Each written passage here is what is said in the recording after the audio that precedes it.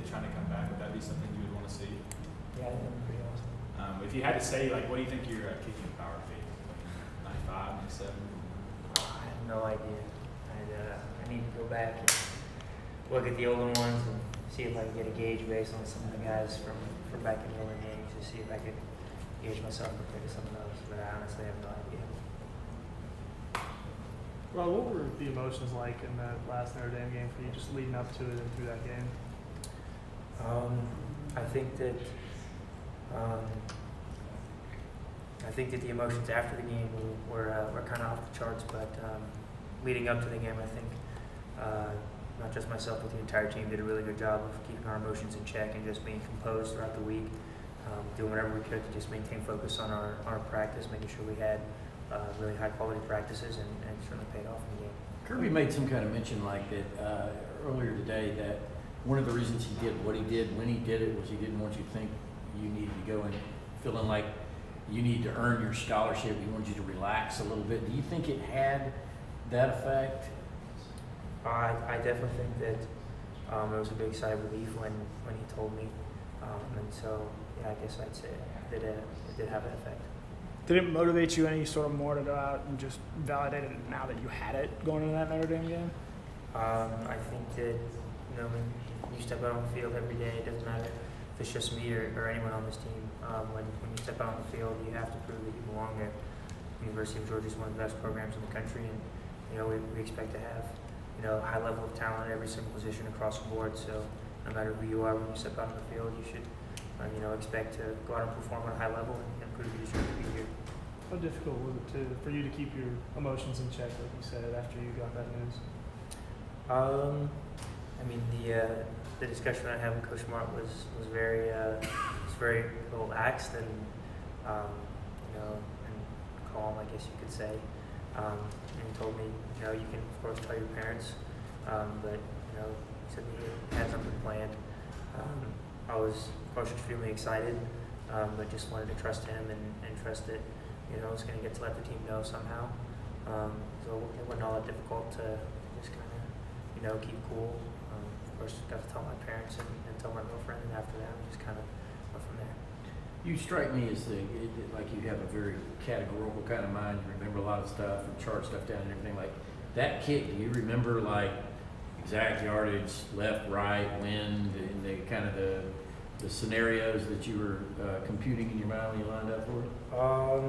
I don't think that I really paid too much attention in the moment that I was doing the kick. You just want to try and treat every single kick the exact same way, regardless of how far it is, how short it is, left hash, right hash, whether you're playing Notre Dame or Murray State, it doesn't matter who you're playing. You want to try and give every kick an equal amount of attention and focus, and just pay attention to details. I think that kind of after the fact, kind of all of everything about the situation, the circumstances, kind of got ingrained into my mind, but in the moment I was just trying to treat it like it was any other field goal. How is this program, this team different than it was 2 years ago when you played Notre Dame? I think that we've matured a lot. We have a lot of players that are on this team now that were on that team in 2017. We also have a lot of new guys, but overall, I think that for the guys that have been here since that game, we've done a really great job of just maturing and learning how we can, handle big games better. Learning how we can bring the young guys up with us and just coach everybody up, bring everybody up to the same level. So really, I'd say that I think we're just a really more mature football team.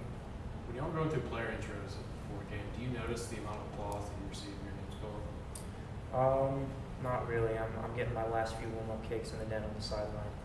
I'm trying to focus on that and just kind of block everything else out. Kevin Osler tweeted that when he was here, the worst part about it was his name was always called after yours, and it was crickets in comparison. Is the fan support something you kind of embrace? I love our fans. I love Dub Nation to the bottom of my heart. I know that a lot of them are trying to get my attention on the sidelines when I'm warming up in the net, and they're right over there. And as much as I want to turn around and take pictures with them, I got to focus on the game. I got to just focus on my craft and doing everything that I can to help the team.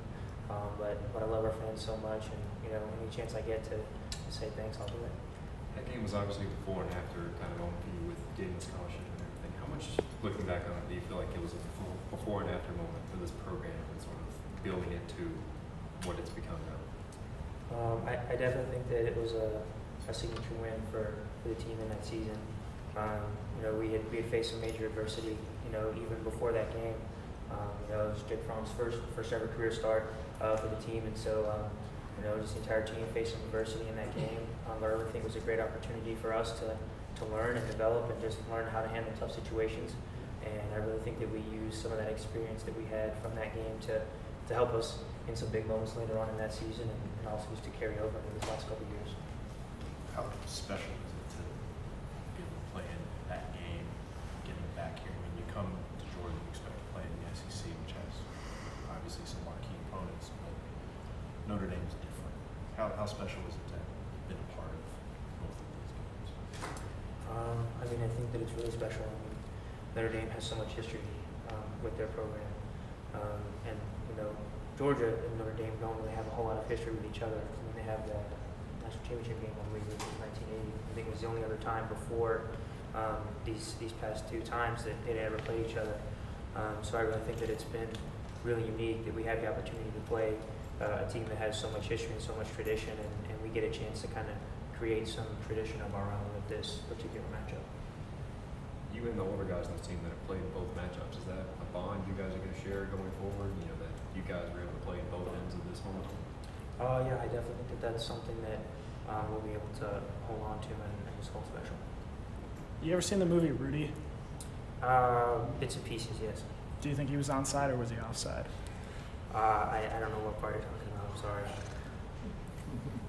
What are, as a kicker, what are the challenges in this game in particular? I mean, what is it that you're going in, your concerns, and obviously not giving away strategy, but I mean, what is it that you think about when you're preparing for an opponent and in a game is the magnitude it is? I think just trying to be as consistent as you can be, particularly with the special teams. I think that when we played them last time, it was only the second time that that particular group of guys had been together on special teams with all of our cover units and return units, and we were still kind of trying to figure some things out. But I think that we've got a lot of guys that have returned from last season on a lot of our units, so we can carry over a lot of that chemistry. And I think that really we're just looking to be as consistent as we can be on special teams and do some things to put our defense in good situations, put our offense in good situations whenever we can. When do you start looking into wind conditions for games? Sometimes we check the weather report early in the week just to see if we're going to get rain or not, but really we don't think about wind until we actually get to the stadium on game day and get into warm-ups, and you can actually get a feel for it actually on the field. What about 500 extra seats behind that goal, goalpost? Is that going to affect you? It's more fans in the stands, but it doesn't really have an effect on our game.